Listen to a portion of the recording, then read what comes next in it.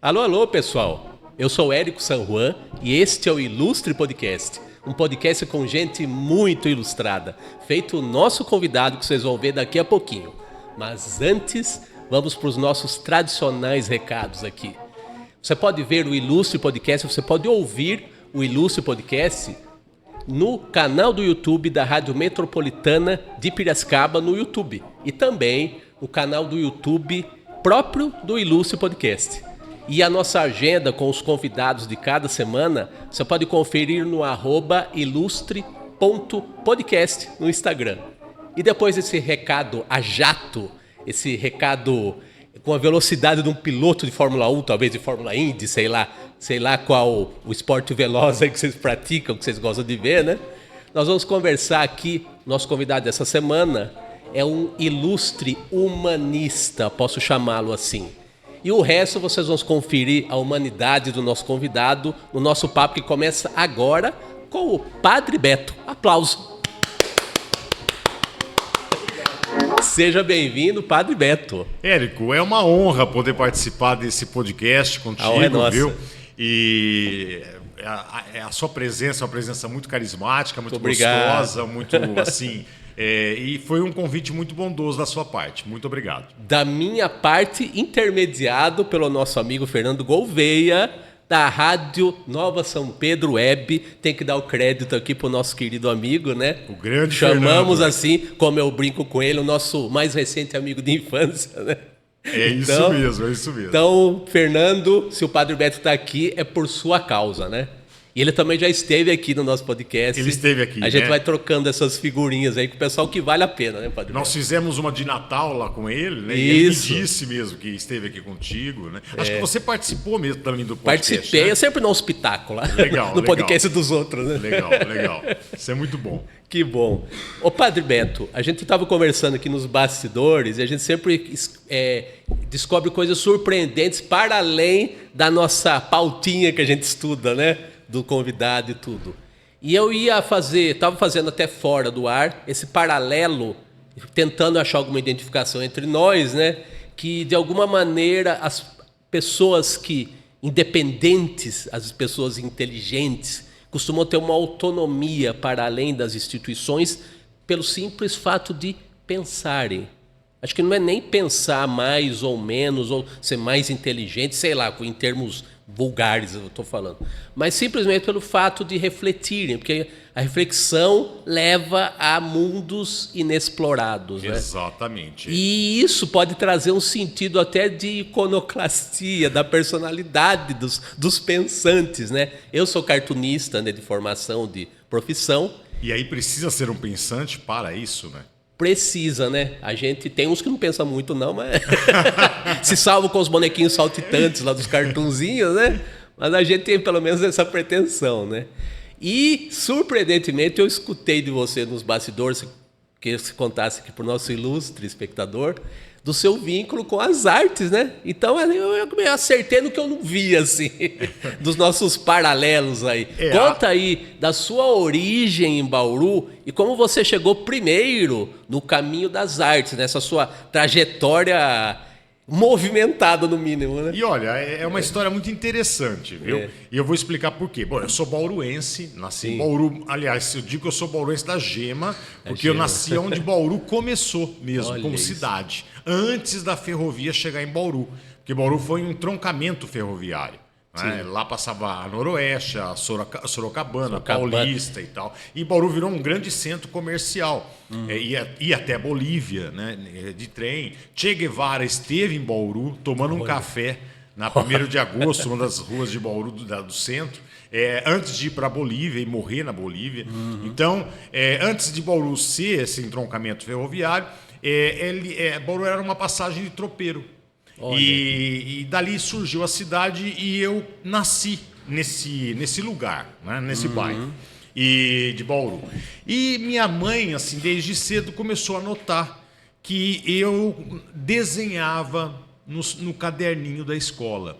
Então eu fazia desenhos. Você era o cara que tinha caligrafia bonitinha também? Eu tinha caligrafia bonitinha e gostava de assim colorir os meus cadernos. Não é? Eu não era um bom aluno, não. Depois eu posso explicar por quê. Mas ela notou isso. Aí ela começou a me dar cartolina e guache. Lembra do guache? Não é giz de cera, né, carvão? Não, ela guache. Já foi pro guache. Ela me deu guache e cartolina. E eu comecei a trabalhar com isso. Aí com meus 10, 11 anos, meu pai... Você vê, meu pai foi um mecânico de máquina. A gente chamava de mecanógrafo, né? Máquina de escrever. Máquina de escrever, aquela maquininha de calcular mecânica, ela facite, né? E meu pai era um cara que mexia com oficina. Os colegas dele eram mecânicos, né? Colegas de profissão. E então ele tinha uma mentalidade de mecânico, apesar dele e só tinha o primário também, o antigo primário, o ensino fundamental, meu pai. Talvez tivesse um sentido artístico no ofício dele, de alguma forma. O que você acha? Não, ele era Ou ele era a coisa mais brutalizada, assim, no sentido de não ter muita formação? Assim. Ele era uma pessoa mais fina, não era brutalizada, mas ele era uma pessoa que tinha uma visão estreita, não é? Ele não tinha uma visão... Depois ele vai adquirir isso. Aí ele entra no mundo da leitura e vai adquirir isso. Que bom. Mas nessa época, não. Mas meu pai... ele toma uma atitude que é uma atitude surpreendente. Ele resolve, então, me colocar como aluno de um ateliê de pintura na cidade de Bauru. E isso, nas cidades do interior, isso aí é praticamente uma instituição, né? Interiorana. O ateliê do grande mestre da pintura, né? Mas, para um mecânico de máquina, o filho ideal, né? E eu não era o filho ideal nessa época, tá? Mas ele tomou essa atitude. O filho ideal era o cara que jogava futebol, lutava judô, não é? Tinha um físico legal, era voltado mais para essas áreas, né? Do esporte. Uma formação masculina, né? Máscula, sei lá. É o machismo que nós temos. Né? Agora, pintura é uma coisa para mulher, né? Na cabeça do senso comum, né? Tanto que uma tradição interiorana ao lado dos mestres da pintura são as artistas plásticas das cidades, né? Exatamente. É muito associado à mulher. Muito associado à mulher ou ao gay, né? E ele pega o seu garoto caçula de 10 anos e matricula num ateliê de pintura. Nós tínhamos um chargista do Jornal da Cidade, que é um jornal local de Bauru, e que era o Alcione Torres Agostinho. E o Alcione tinha um ateliê que ajudava na sobrevivência dele. Então ele não era tão tradicional, assim, no sentido ranheta até da... Não. Ele tinha um temperamento muito forte. Isso ele tinha. Ele tinha personalidade? Ele tinha personalidade de artista. Ele era... se diz, o Alcione é meu pai. Os dois, o seu pai a gente está falando aqui. O Alcione, eu digo a questão de ele ser chargista também. Eu não sei se isso traz uma leveza porque está fazendo charge ou por seja mais rígido ainda, porque os chargistas costumam ser seres convictos até o talo. Assim. Ele era, eu diria, ácido. Ele era ácido, ele era irônico, e era temperamental também. E ele mantinha esse ateliê para sobrevivência. E quem ia para esse ateliê? Só as madames da cidade que queriam passar o seu tempo. Essa era a grande frustração do Alcione, sabe? E de repente o Alcione se entusiasmou com a minha presença, porque era a presença de um verdadeiro aluno, entendeu? De alguém interessado em se desenvolver até que nas enfim, artes. alguém interessante aqui. E meu pai toma essa atitude que foi uma atitude surpreendente, porque não era para ele ter tomado. Não é? Pô, filho meu vai frequentar ateliê de pintura. E você acha que ele não foi influenciado de levinho pela sua mamãe? Pode ser, mas eu acredito que não. Eu acho que ele realmente viu a minha potencialidade e acreditou nisso. E resolveu investir. Hein? Muito bonito. Muito bonito isso. E eu me lembro até hoje, quando eu fiz a minha primeira reprodução. A gente começa com reprodução, né? E eu fiz um casario, assim, uma rua de Ouro Preto e tal. Ele levou o quadro para a oficina para mostrar para os colegas dele o primeiro quadro que eu havia pintado. Que legal. Então, e aí eu entro no mundo das artes, permaneço no ateliê do Alcione. Quantos anos você ficou lá? Eu fiquei, acredito eu, com 5, 6 anos no ateliê, viu? E depois nós tivemos uma crise econômica, meus pais. Né? Que época que foi isso? Isso foi entre 70 e 80. Tá. Tá nessa transição. Foi depois do Milagre Brasileiro. Não é? Ah, é. Milagre econômico e tal. Crise do petróleo. Exatamente. É. E aí meu pai era mecânico, a eletrônica entrou. Ele, por estar nesse momento muito engajado na Igreja Católica, ele deixa de ser aquele cara materialista e ele vai se acomodando economicamente, mas dá para sustentar a família, mas ele não quer. Sem grandes ambições. Sem grandes ambições. Tá. E aí não deu mais para sustentar o Beto no ateliê. Né? E eu acabei também criando a noção, bom, agora eu quero me libertar também. Eu quero fazer a minha arte. Porque na pintura você vai reproduzindo, né? Você vai fazendo reproduções. Sim. E aí você vai encontrando os estilos mais que nos quais você está em casa, né? E eu comecei a me encontrar no cubismo, comecei a me encontrar na escola surrealista, comecei a me apaixonar por Dalí, enfim. E aí eu comecei a desenvolver meus próprios quadros, não é? Que eram quadros surrealistas, mais ou menos inspirado no Dalí. Então eram objetos bem realistas, mas colocados num contexto totalmente estranho, né? E que faz com que as pessoas pensem ou repensem. Né? Eu sempre achei que... Tolstói, acho que escreveu um livro sobre arte, né? O que é arte. Isso. E eu concordo muito bem com ele. Eu acho que a arte que não provoca, né? A arte que não faz com que a pessoa saia da zona de conforto, não é arte. Né? A arte não de certa maneira, você incorporou o espírito lá do chargista, né? Do mestre chargista. Foi meu mestre. Então, para mim, a arte ela não é decorativa. A arte ela tem que mexer com o ser humano. Nada de ornamento. Não. É provocação. É provocação. E aí eu acabei, então, desenvolvendo e eu fui pintar até os meus 27 anos. Olha, você foi longe, rapaz. Até os 27 anos. Não, eu produzi muito. E você expôs, você fez exposição, você chegou a fazer? Não, eu participava de exposições. Coletivas. De Bauru mesmo? De Bauru mesmo, E aí, com 27 anos, eu fui para a Alemanha. E aí eu não pude mais me dedicar à pintura. Não é? Mas aí também, antes de ir para a Alemanha, eu já era um cara apaixonado pelo cinema. Eu comecei a me interessar pelo cinema. Eu virei um cinéfilo. E cinemão de Hollywood, não. Nada disso. Ou convivia com as suas preferências. Vamos dizer, quando os pequenos cineastas, as pequenas produtoras, elas entraram em moda, isso na década de 90, aí o cinema americano começa a se tornar interessante. Aí você vê filmes como, por exemplo, Sociedade dos Poetas Mortos, de Peter Weir, que é um australiano. Porque aí Hollywood começa a importar diretores estrangeiros para si. E até um outro momento, né? Porque nos anos 30, nas épocas de guerra, vieram muitos estrangeiros. O Hitchcock era inglês, né? Fritz Lang, que era irmão, né? Também, Marlene Dietrich, e assim vai, né? E vão contribuir para que o cinema americano dê uma evoluída. Tanto que eles são estrangeiros e você identifica eles como de Hollywood, né? Exatamente. Como americanos, de certa forma, né?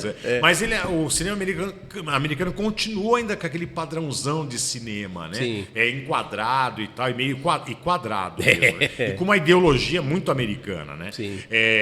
Mas na década de 90 você vai ver um cinema assim muito interessante. São filmes como Fargo, como Sociedade dos Poetas Mortos, tem um aqui que eu tô Magnolia. São filmes que realmente fogem daquele quadradinho imposto pela indústria cinematográfica, porque são pequenas produtoras. Sim. E que se lançam no mercado, né? Tem essa liberdade. Mas eu nunca me interessei mesmo, sempre me interessei mais pelo cinema europeu. Né? Pelo cinema europeu, realmente. Eu imagino que quem tenha ou pretenda ter uma densidade, ver e praticar uma densidade maior, amplia o leque, os horizontes, acho que não se satisfaz com o cinemão mesmo de Hollywood. Não Embora tenha essa força e tenha muita coisa espetacular, só que ao longo da história, né? Você vai pensando. O comunzão aí não Vou citar um exemplo para você. O Steven Spielberg. Né? Ele faz um cinema pipoca, é um cinema para massa. Né? Eu sei muito bem disso porque a minha tese de doutorado eu vou fazer com 3 filmes do Steven Spielberg, que é o Amistade, que ficou na sombra do Titanic, muita gente não conheceu, a Lista de Schindler e o Resgate do Soldado Ryan. Você acredita que são filmes também, entre aspas, alternativos dentro do cinemão do Spielberg? Eu não diria alternativo. Você acha que não? Não diria alternativo. O corpo da obra dele, isso daí está coerente com o que ele propôs até então, assim? É interessante. O primeiro filme que o Spielberg faz é um filme cult. É um filme arte. Tá? É cinema. Aliás, falando em cinema, recomendo. Tem na Netflix agora um filme fantástico, que é O Mundo Depois de Nós. Boa. Isso é cinema. Tá? E ele faz o Encurralado. O Encurralado, esse é o título em português. Sim. É um cara que sai na estrada e de repente um caminhão começa a persegui-lo. Não é? Então é um filme espetacular. É filme de estudante de cinema? O que é? Não, baixo orçamento de diretor estreante? É algo baixo assim? orçamento de cineasta estreante. O Tubarão também vai ser de muito baixo orçamento. Foi depois. Foi depois. Tanto é que o Tubarão ele vai ser mecânico. Né? Hoje soa meio ridículo. É ridículo. Ele vai aparecer só no final também. Né? Ele nunca aparece em cena, só a música e tal, né? O sangue depois. E por quê? Porque ele não tem grana para isso. Mas o Spielberg, depois do Encurralado, e vale a pena procurar, o Encurralado é um filmaço, ele vai para o cinema popular. Aí ele entra na receita hollywoodiana. Sim. Né? Depois de um tempo, ele começa a se interessar em fazer cinema histórico. Aí ele vai tentando e não consegue. Ele faz a Cor Púrpura. Não é? Sim. Ele romantiza demais, ele erra no tom, ele romantiza demais a vida do escravo negro. Ele é muito criticado pelos movimentos negros na época por causa disso. Aí ele tenta o Império do Sol. Isso entre os cinemas populares que ele fez, né, os normais. Sim. O Império do Sol também fala de campo de concentração, né, japoneses e tal, mas é muito romântico, aquele sol maravilhoso, aquele pôr de sol incrível, enfim. A história de 2 crianças, né? Ele também não acerta no tom. Aí tinha um projeto lá que era a Lista de Schindler, né? Que mostrava a questão do Holocausto. E esse filme foi oferecido para... Como é que chama aquele cineasta que perdeu a família? Um louco entrou e... Os jovens que seguiam um louco nos Estados Unidos matou a esposa dele. Não vou lembrar, me fugiu agora o nome. Ofereceram para ele e ele não aceitou. Não está preparado. Ele achou que ele não estava... Ele era judeu. Tinha vivenciado na infância um campo de concentração. Talvez fosse a pessoa ideal para tocar um projeto desse. Mas ele não quis enfrentar a experiência. Aí foi oferecido para o Martin Scorsese, mas o Martin Scorsese estava envolvido numa polêmica porque ele tinha acabado de produzir A Última Tentação de Cristo. Nossa, só o pessoal só embananado. Então ele falou, não é o meu momento para a Lista de Schindler. Tá. Aí o Spielberg falou, bom, então eu vou fazer. E, olha, Érico, aí é que ele acerta no tom. Depois de quantos filmes ele tinha feito? Nossa, ele tinha... Uns 10 no mínimo. Uns 10. E aqui ele acerta no tom. Ele consegue, assim, a combinação perfeita entre cinema popular sem banalizar a história. Isso é... E aí ele vai alternar. Ele vai fazer a Lista de Schindler, a Jurassic Park. Aí depois vem Amistade, que trata da questão da escravidão negra. Depois Jurassic Park 2. E aí depois vem o Resgate do Soldado Ryan, que tem uma sequência fabulosa. O Spielberg introduz isso no cinema de uma forma fantástica, que é aquela sequência da invasão da Normandia, né? Que você se sente dentro do campo de batalha. Isso é a virtude, né, do cineasta de Então, primeira. Você né? pode dizer que o Spielberg ele é um bom exemplo de como, mesmo dentro da indústria norte-americana, você encontra verdadeiros artistas e inovadores. Né? Mas eu sempre fui muito mais voltado para o cinema nacional, o nosso cinema, e o cinema europeu. No cinema nacional, você fez um trabalho, por sinal, curioso que fora do Brasil, né? Isso. Você acha que foi saudadinha do Brasil? Você foi um cara que enxergou o valor do brasileiro, que muito brasileiro vê quando está fora? Claro que foi por uma circunstância sua de estudo. Então, Sim. como que foi o caminho para chegar nesse trabalho e na Alemanha? Olha, eu sempre fui apaixonado pelo cinema novo e um dos meus ídolos do cinema novo era o Glauber Rocha. Que era o símbolo do cinema novo. Era o logotipo do cinema novo era o Glauber Rocha. Ele era o cara que o cinema para ele era uma coisa orgânica, era uma coisa que não era planejada, não tinha roteiro. Ele ia fazendo com uma câmera na mão, ponto final. E dada a complexidade do fazer cinematográfico, é uma doideira. É uma doideira, uma doideira. E ele impõe, não, ele coloca aquela questão de, gente, a gente é um país de terceiro mundo. O nosso cinema não pode ser hollywoodiano. E a gente tinha duas produtoras aqui de cinema, dois estúdios, grandes estúdios, né?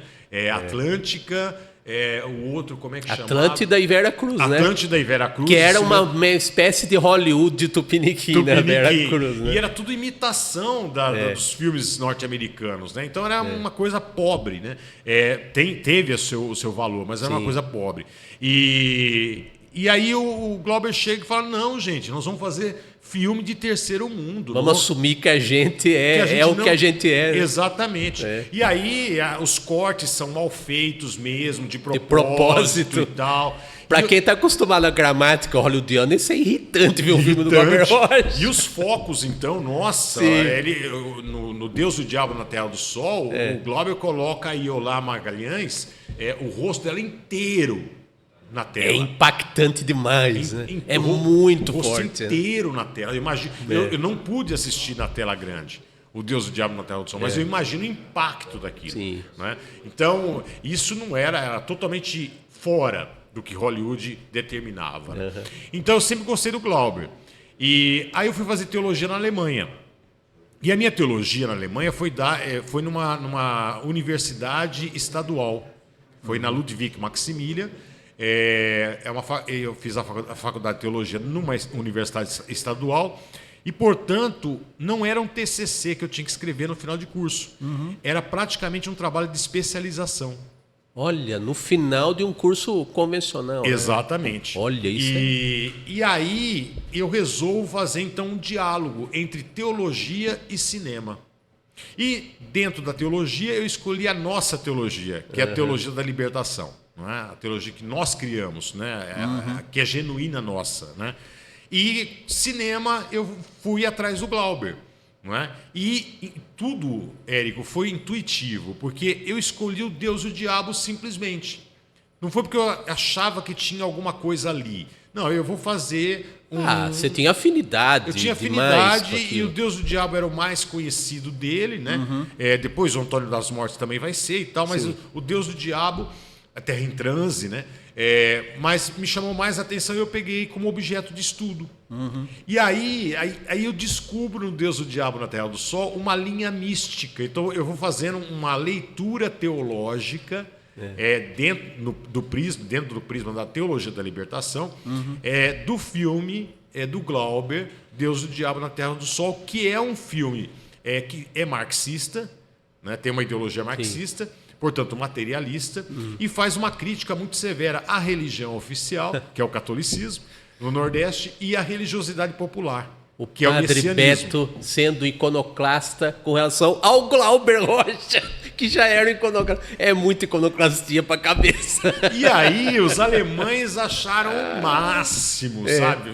Enfim, eu exibi o filme, né, para eles e tal. Eles acharam o máximo o trabalho, ganhei nota 10 com louvor.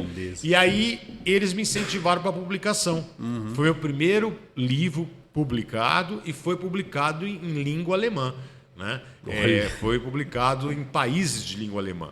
E não tem edição brasileira, infelizmente. Ainda não, né? Não tem. Mas saiu como Teologia da Libertação no cinema, uma análise do filme Deus e o Diabo na Terra do Sol. Tá. E é esse livro que faz com que eu ganhe uma bolsa de estudos para o doutorado.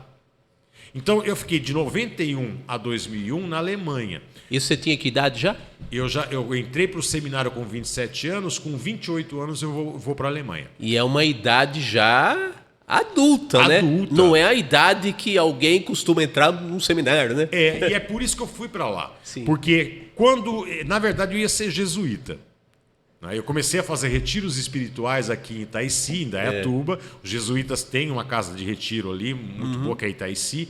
E eles oferecem retiros espirituais e muito bons, né? E são totalmente em silêncio. Você passa o final de semana inteiro em silêncio ou a semana inteira em silêncio. Olha. E tem retiros de um mês. Tá? Rapaz, quase um Big Brother às avessas. Exatamente. E aí eu fiz de final de semana, depois comecei a fazer de uma semana, e ali eu descubro a minha vocação. Eu já era formado em Direito, já era formado em História, já era professor na rede pública de ensino e na rede particular também. Direito você nunca exerceu? Não, Direito eu nunca quis exercer. Mas é uma formação espetacular, ô padre. Olha, para um jovem de 27 anos, isso é uma bagagem muito... Eu tinha feito magistério como curso profissionalizante para ganhar o meu dinheiro, né? Já ter uma independência financeira. Sim. E aí fiz Direito, História e aí, graças aos retiros, decidi ser padre. Tá. E nós havíamos acabado de receber um bispo novo, era um carioca, que depois se tornou arcebispo de Botucatu. Dom Aloysio Leal Pena, que hoje, infelizmente, é falecido. Tá. E era uma pessoa super aberta e tal, e ele ouviu falar que tinha um jovem da Pastoral da Juventude, um jovem adulto, que queria ser padre e estava indo para os jesuítas. E ele próprio era um jesuíta. E Bauru tinha muito pouco seminarista. Nós tínhamos um grande bispo em Bauru, que era Dom Cândido Padim. Era um nome na CNBB e um nome contra a ditadura militar também. Muito pouco falado, infelizmente. Lembrado do Dom Helder Câmara, Dom Paulo Evaristo Arnes, Dom Pedro Casaldáliga, mas o Dom Cândido ficou meio que esquecido. Mas era um nome muito forte, porque ele era jurista, ele vem do convento do Mosteiro de São Bento e ele era jurista. Bom, ele se aposenta, Dom Aloysio entra, ouve falar do meu nome, me chama para conversar.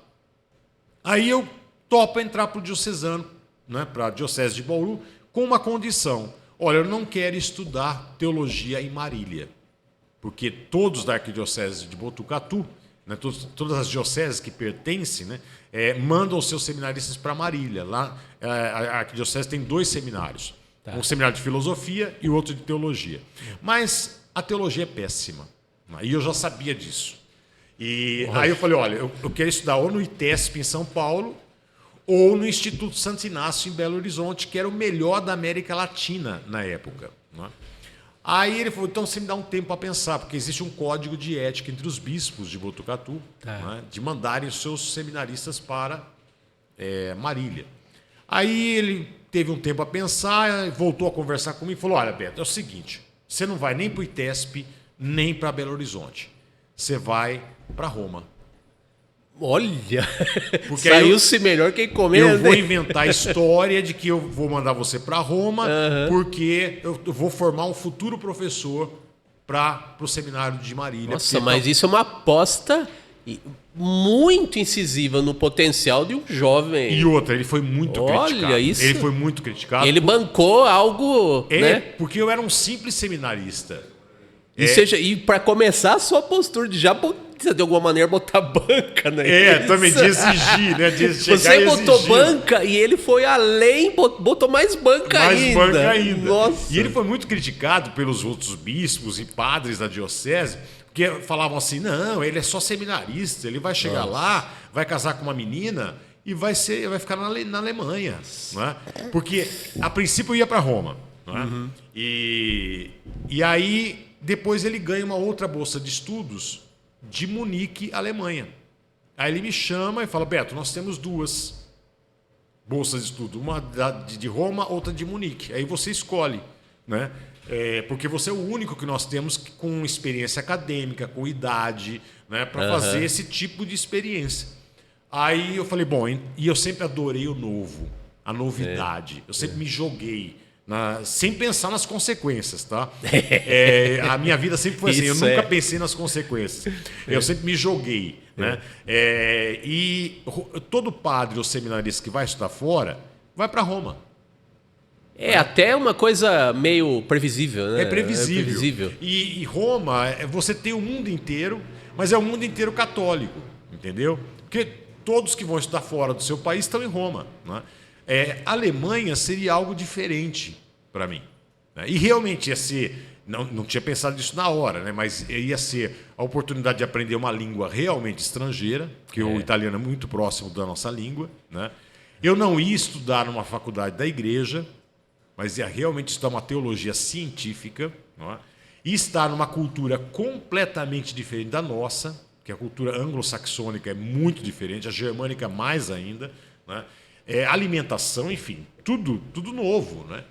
Mas assim, não veio tudo isso na minha cabeça de imediato, mas entre o conhecido e o desconhecido, eu optei pelo desconhecido e fui para a Alemanha. Então, provinciano jamais, né? Provinciano jamais. E aí eu acho que assim, eu sofri muito no início, eu tenho que admitir. Quando eu me lembro até hoje, eu embarquei à noite na Lufthansa, num avião da Lufthansa, só tinha alemão. Eu não sabia uma palavra de alemão. Não precisava chegar na Alemanha tão antes do que era se desesperar. Eu estava aprendendo uma palavra já no avião lá. Aí eu fui até a aeromoça pedir um copo de água. Eu confundi a palavra vida, vida quer dizer de novo, com vassa, quer dizer água, né? E eu falava assim, vida, bitte. E a moça não entendia. De novo, por favor? Nossa. De novo como de novo? Enfim, ali eu senti o drama da coisa, sabe? Eu estava indo para um país desconhecido, não sabia quem estava me esperando. Nem precisou chegar no aeroporto lá na Alemanha, não. Já no avião. Já. Então sofri muito, mas me adaptei muito bem à realidade alemã. Não falo alemão assim bem, eu não acho, sou muito autocrítico. Eu fui aprender alemão na Baviera, né? E o bávaro ele não fala o alemão bonito. O bávaro ele fala um alemão com sotaque bávaro, não é? O alemão bonito é o alemão da Marlene Dietrich, por exemplo. Quem tiver curiosidade de ver, procura um filme antigo da Marlene Dietrich ou uma entrevista antiga, ela falando em alemão. Aquilo ali é o alemão de Hannover. O alemão de Hannover é o alemão clássico mesmo, o alemão, né? Muito bonito. Mas aí veio a oportunidade de estudar, então. Aí eu fico de 91 a 2001, não é? Então fiz a minha teologia lá, me ordeno padre em 98 aqui no Brasil. E é interessante que eu me ordenei diácono lá, e todo diácono tem um lema. Também intuitivo eu escolhi. E o lema que eu escolhi foi uma frase de Santo Agostinho. Não gosto muito de Santo Agostinho, não gosto nada de Santo Agostinho. Mas tinha uma frase de Santo Agostinho que eu amava. É a primeira pessoa na vida que eu ouvi falar que não gosta de Santo Agostinho. Não gosto de Santo Agostinho. Ele é venerado, né? Ele Santo é venerado, mas é platônico. Vai criar o pecado original, a ideia de pecado original, que é uma ideia absurda. Enfim, ele tem coisas interessantes. A noção do tempo que ele cria. Ele cria a noção de não existe passado, presente e futuro. Existe presente, passado, presente, presente, futuro. Olha isso. Porque de entortar os neurônios. Por que esse presente? Por que um presente passado? Porque você sempre vai estar olhando o passado pelo seu presente de hoje. Então tome cuidado. Tome cuidado. É importante. E por que presente e futuro? Porque você vai estar sempre olhando o seu futuro, né, com o olhar do presente. Então, se você estiver depressivo hoje, o seu futuro vai ser um futuro sem perspectiva. Por isso que ele é um presente futuro. Nossa, né? Desentortei os neurônios. Pronto. Bom, mas eu escolhi a frase: ame e faça o que quiseres. Nossa, é quase o Raul Seixas isso aí. Ame, quase Raul. Faça o que quiseres dentro da lei. Ame e faça o que quiseres, né? Eu achei assim, a frase fantástica e me identifiquei com ela e tal. Aí, para minha ordenação sacerdotal, eu escolhi uma frase também de Paulo, que eu também não gosto de Paulo. Paulo vai acabar com a mensagem de Jesus Cristo. Paulo é antagônico a Jesus, tá? Então, Mas alguma coisa você aproveitou. mas ele tem alguns insights ali que são fantásticos. Aí eu peguei uma frase dele que é para a liberdade que Cristo nos libertou, que é Gálatas. Não é? Esse foi o meu lema. E eu me lembro até hoje que Dom Aloísio, ele foi inspiradíssimo na homilia da minha ordenação. Ele começa assim dizendo: vocês pensam que o Beto escolheu um lema fácil porque fala de liberdade? Não, não é fácil. É muito difícil viver em liberdade. É muito mais fácil viver no cabresto. E aí ele começa a desenvolver toda uma teologia sobre a liberdade. Né? E essa liberdade, esse ame e faça o que quiseres, essa liberdade de ser, foi que sempre norteou a minha vida. Você vê a escolha, a identificação com a arte, né? O ser um artista. E norteou toda a minha vida sacerdotal também. Né? Olha, tem muitas pontas aí a sua existência, né? Tem muitas. Mas eu acho que a palavra liberdade, eu acho que é algo que une tudo, né? Eu acho que sim. Eu imagino que talvez até o sentido da sua vida seja isso. Eu acho que sim. E ser livre e poder libertar as pessoas. Então, quando eu volto da Alemanha, é claro, há uma diferença muito grande entre a teologia dada na Alemanha e a teologia dada no Brasil. A curiosidade é essa, né? Como que essa bagagem adquirida ao longo dos anos e no exterior, que lugar ela ia encontrar toda essa bagagem aqui no Brasil? Aí que são as cenas dos próximos capítulos, né? É, por aí mesmo. Então essa teologia vai desconstruindo muita coisa que eu acreditava, não é? E que eu passei a não acreditar mais. E lá eu encontrei também uma igreja muito assim aberta ao diálogo com os problemas da contemporaneidade. Né? Além de eu ter tido um banho de cultura, né? Porque visitei pinacotecas por toda a Europa, né? A National Gallery, o Museu Nacional de Berlim, enfim, o que eu pude visitar, eu visitei. Então eu volto com uma cabeça muito mais crítica, aberta, livre para pensar. Já era um cronista do Jornal da Cidade de Bauru, já escrevia para o jornal. E eu encontro uma igreja muito conservadora. Ela tinha se entrado num processo de conservadorismo muito forte. Toda a década de 90, João Paulo II ele vai substituindo os bispos progressistas por bispos conservadores. E ele vai dando força para movimentos conservadores também, como a renovação carismática, por exemplo. E aí eu chego numa diocese de Bauru extremamente voltada para si, passiva diante dos problemas da sociedade. E o Padre Beto não. Ele chegou sendo ele mesmo, livre. Naquela época usava piercing. Porque na Alemanha o piercing, aqui ainda era só gay que usava piercing, né? Sim. E na Alemanha não, qualquer homem usa piercing. Você vê impregnado a cultura que você esteve imerso por uns bons anos. Exatamente. Né? Então você não tirou o piercing para entrar no Brasil. Não, refleti muito sobre isso. Eu falei, agora, eu vou usar o piercing no Brasil ou não, né? Olha. E eu falei, vou usar. E eu acabei sendo conhecido como padre de piercing, né? O padre de piercing. Ao mesmo tempo, eu adquiri, por exemplo, o hábito na Alemanha de ir para um pub. E na Alemanha você tem a cultura dos cafés, né? E dos pubs. Então, as pessoas não vão nem acompanhadas. A pessoa vai sozinha, tanto a mulher... E são espaços... É super tranquilo, super natural. É da cultura do lugar, né? Exatamente. Não tem nada demais. Nada demais. É muito comum você ver um cara ou uma moça sentado numa mesa, tomando seu chopp, lendo um jornal, ou curtindo a música, né? A que está ali se apresentando ao vivo. E eu estava acostumado com isso. E aí comecei a fazer isso em Bauru. E claro que não tinha pubs, mas tinha espaços aconchegantes os barizinhos, como esse, né? Exatamente. Eu comecei a frequentar barizinhos. Não é?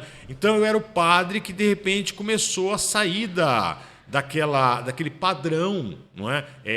Conservador. Né? Eu era o padre que usava piercing, que dava aula em faculdade. Você usava batina? Não, nunca usei batina. Porque eu não consigo, eu não tenho na minha cabeça, dos anos todos que eu conheço, principalmente com as entrevistas famosas para o Jô, para a Marília Gabriela e tudo, que acho que essa parte da mídia aí de você, pós a sua retirada aí do cenário da Igreja Católica, a gente tem essa referência sua.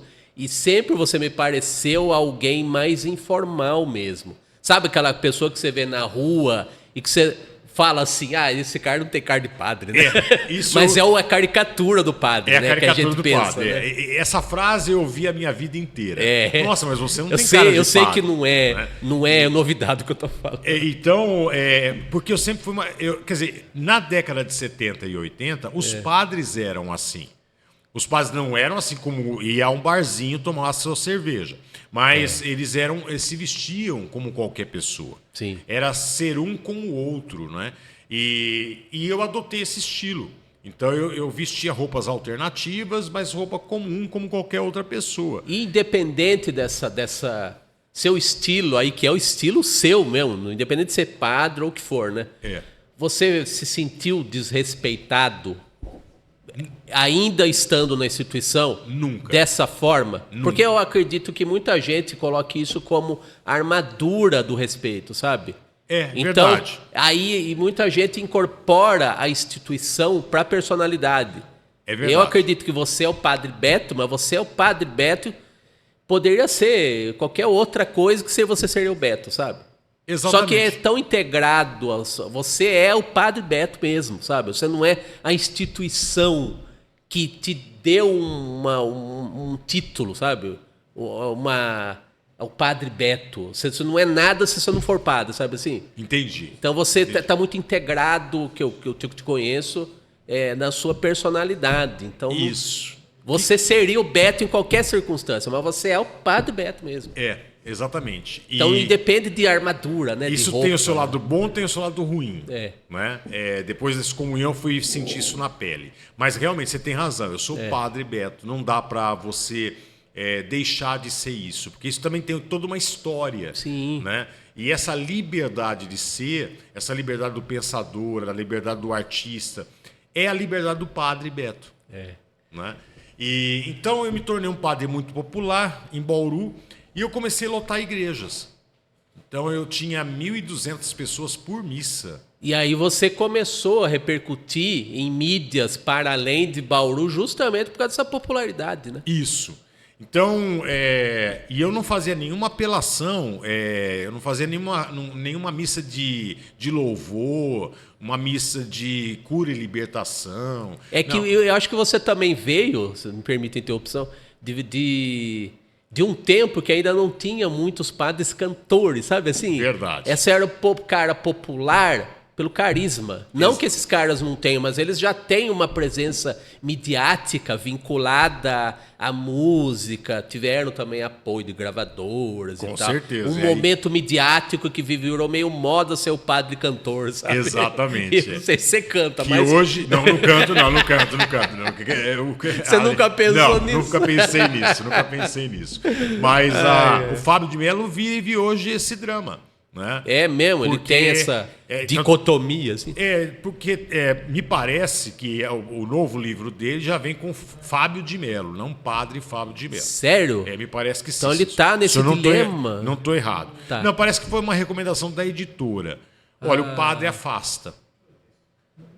Então foi mercadológico. Foi mercadológico, Olha só. Mas me parece que o Fábio, essa é a minha impressão, ele vive esse dilema. Ele quer ser o cantor, Fábio de Mello. O ídolo das multidões, mas não desse jeito aí. Mas ele só é isso se ele for o padre. Putz. Entendeu? Então não dá para você desvincular mais. Isso que é a tristeza, né? No meu caso, claro, não chega aos pés do Fábio de Mello. Tá? A popularidade do Fábio de Mello é muita, né? Mas o Padre Beto em Bauru e região ele ganhou a sua popularidade sendo ele pela sua autenticidade.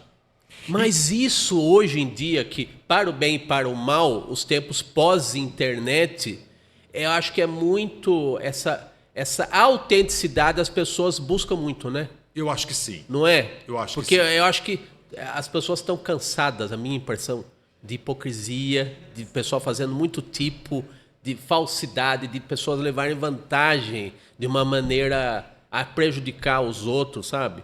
Acho que as pessoas falta essa autenticidade que é muito do povo, sabe?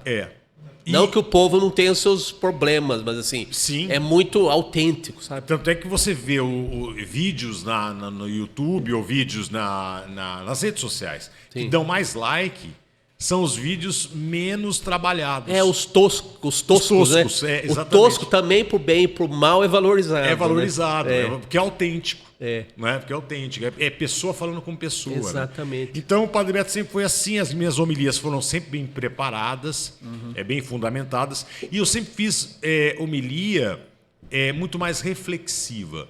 Eu sempre fiz as pessoas se perguntarem, irem em busca da resposta, do que dar a resposta. Então você não facilita para ninguém. Você ninguém. não é um padre saltitante de jeito nenhum. O que eu adorava era a pessoa chegar para mim.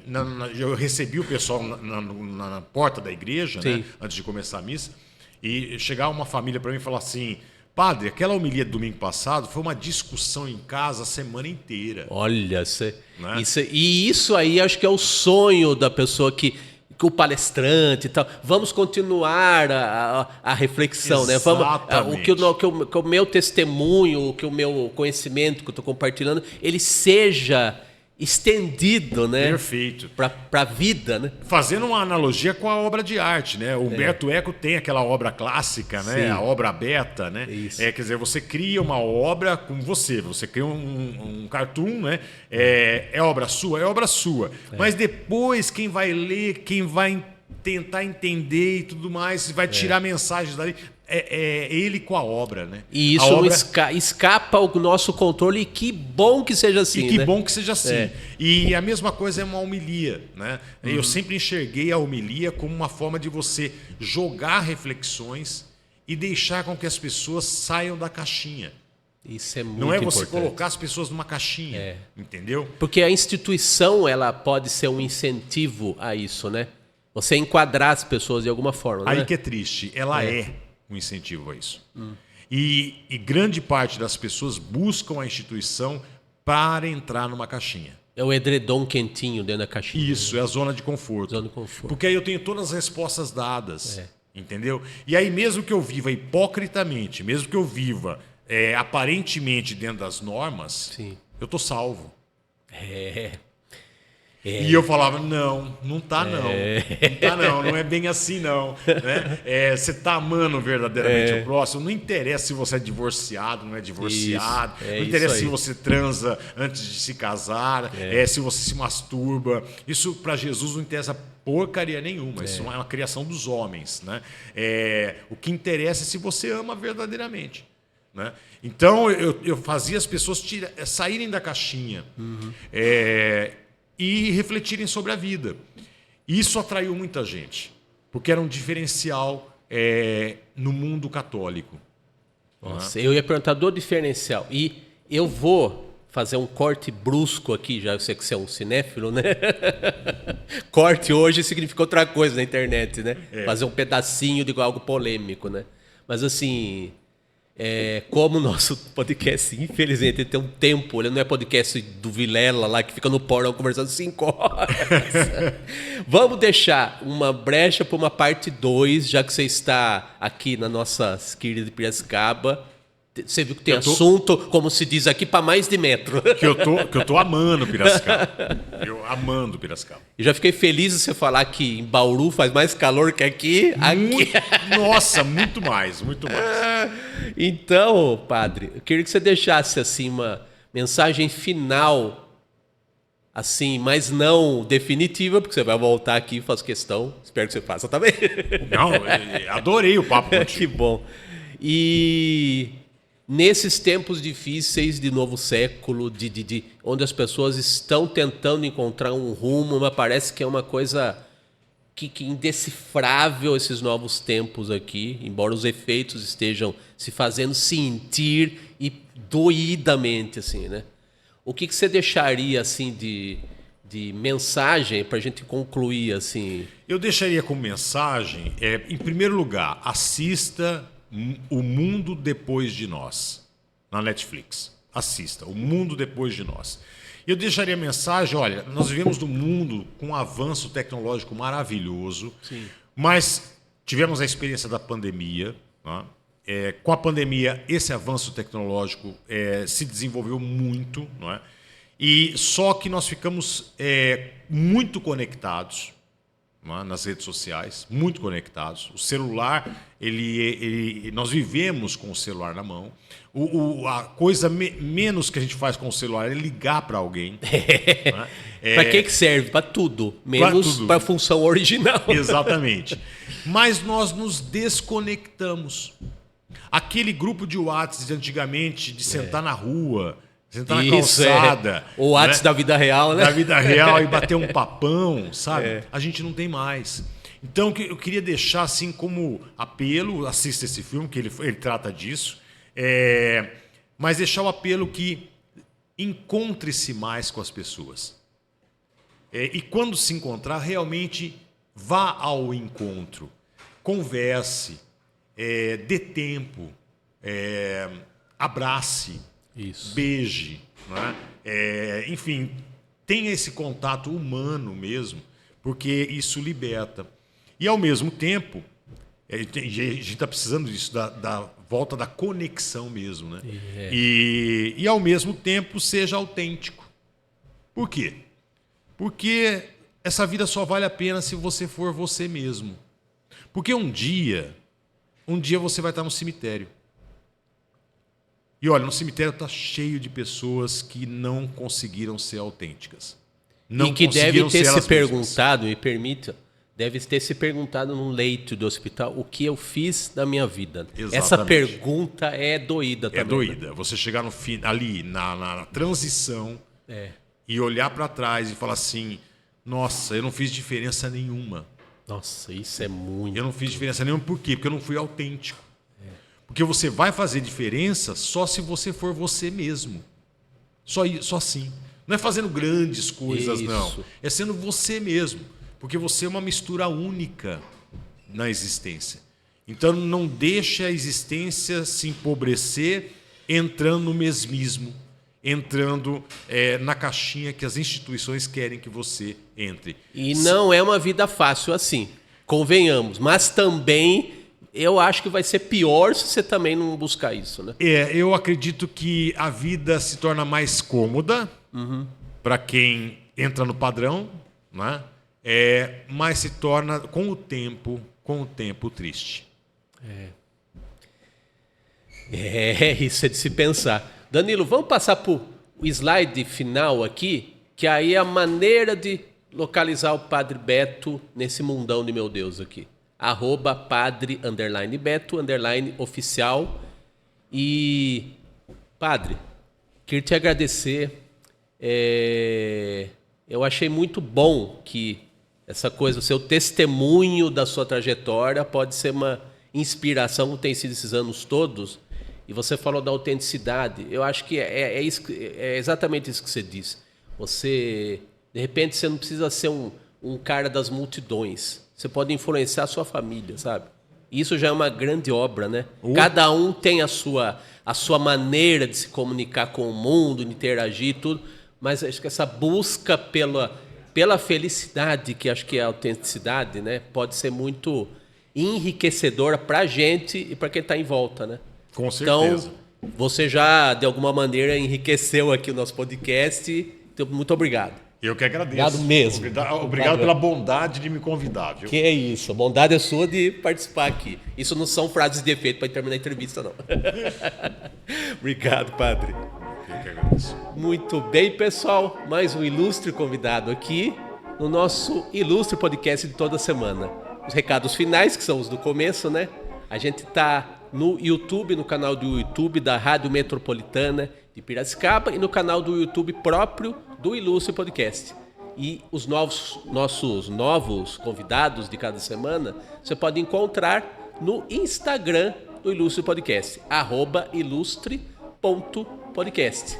Então, siga o Padre Beto, recomende aqui o nosso programa aqui, que tomou caminhos inesperados, né? Aqui, acho que esse papo aqui foi bem legal, bem diferente, né, do que você tem tido, imagino, né?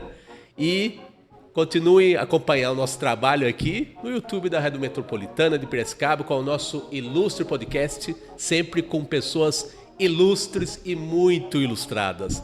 Um abraço, pessoal. Até a próxima quinta-feira.